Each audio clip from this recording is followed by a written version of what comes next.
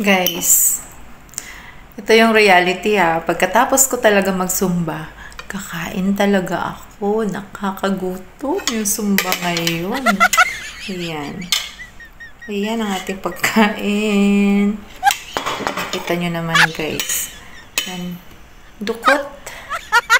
Sabi nila, ang dukot daw is last food. English daw niyan is last food.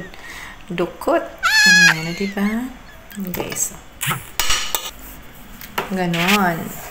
So, kain. After Zumba, kain tayo. Kain tayo, guys. Gugutom ako, guys. Sabi ko, kakain muna ako.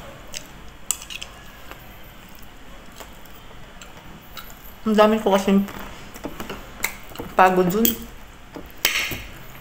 Buong katawan mo yung alug-alug eh.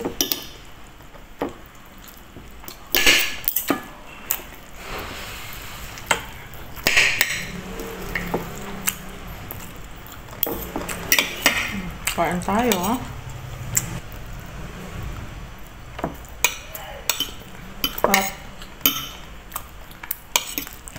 Gusto na yung kanin guys kasi kumain na yung anak ko.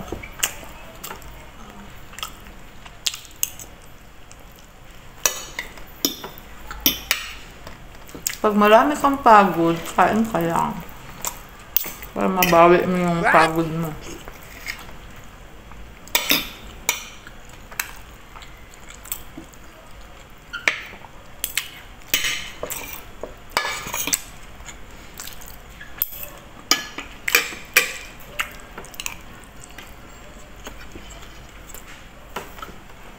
Bilis na abos.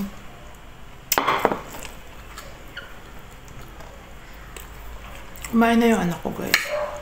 Tinira lang niya ako ng pagkain, ng ulam. Sabi ko nga sa'yo yung luto ko kanina na ulam hanggang gabi namin.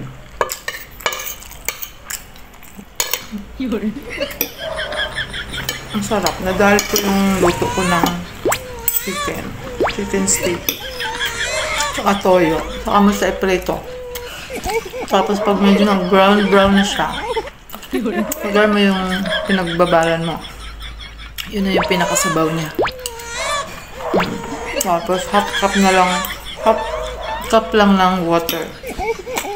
Ganito na siya. Ganito siya guys. Ganito ang ano ng manok. Sarap. Nagko-complement yung kalamansi, yung asim niya. So, yun lang guys. Salamat. Thank you so much.